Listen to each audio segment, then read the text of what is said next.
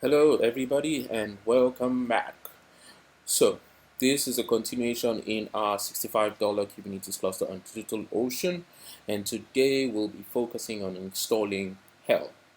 Now, mind you, some of the tutorials in this series can also work on any Kubernetes cluster, not just on DigitalOcean, but for example, on the Google Kubernetes engine or the Amazon Kubernetes service.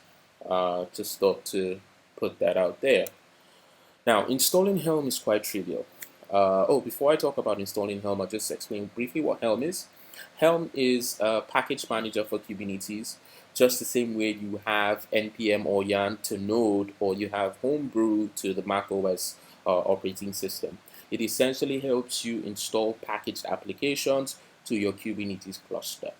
Now, it comes in two components. There's a CLI tool, which we can install using brew install helm while that keeps running. And there is a server component which is called Tiller. It's a Tiller service. So right now I just started a new tab just to make sure that I am connected to the current context, which is the Kubernetes cluster that I want to get my service installed to. Current context is tutorial, so I'm in the current context. I'm just gonna get the nodes, make sure I can see all the nodes in the system. All right, so we're in the right context. Okay. The next thing that I'm going to do, I'm just going to list all the pods just to be sure that I haven't installed Tiller service here before and it's not there. All right. So, I made a mistake. It's not brew install Helm, but it's brew install Kubernetes Helm. Great. So it says I already have the latest working installed version. If you didn't, it will probably go through the install and run that for you. Let's check if we have that. Yes, we have Helm CLI tool. And now what we need to do is initiate it on the server. But before we do that, we need to install a service account. Most likely, if you've been following this series, we've been using role-based access control or a cluster that has role-based access control enabled. All right, to get the RBAC config for the Tiller service, which is going to run on the server, which will allow the Tiller service create resources and create deployments and so on and so forth, we need to install the service account, create it, and create the cluster role binding on the server. Now, I'm just going to grab that, and I'm just going to deploy that on my server. All right, so the service account has been created.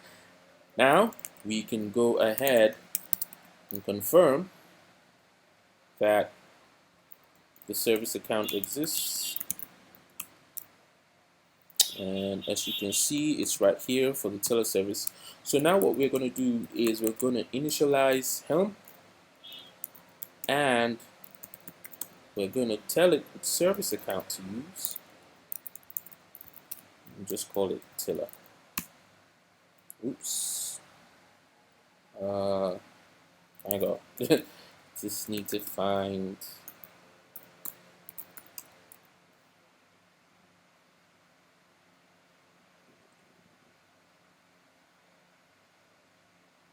There we go. I made a mistake. So it should be with a dash here.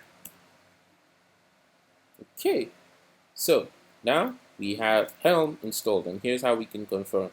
We just need to run and get all the pods in all the namespaces, and there you can see it's been running for 10 seconds now.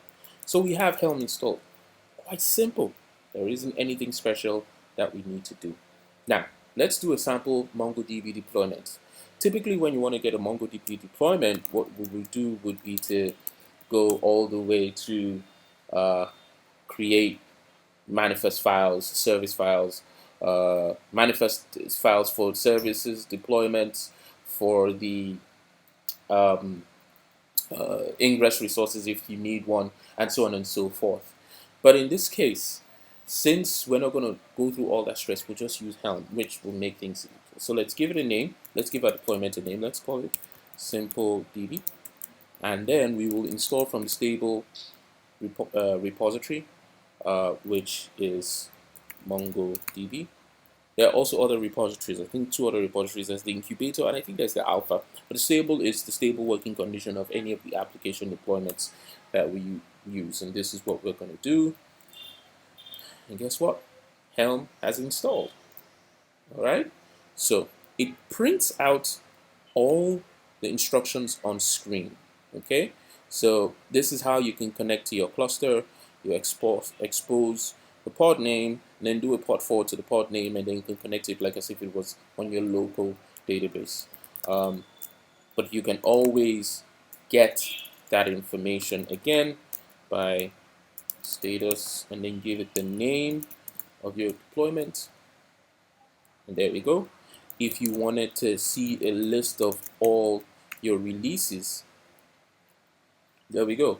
So typically Helm works by deploying applications in releases and giving them revision numbers and tags. All right, so let's say I wanted to install another MongoDB deployment.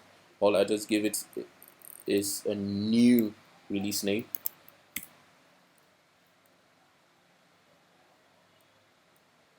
And voila, I have a second MongoDB deployment. So you could do that for things like WordPress, for like Ghost, JS, blogging server. You could use it for MySQL, and so on and so forth. There are many other things you can do with Helm, but if you need more information, just check out the user guide at Helm and go to the docs and using Helm.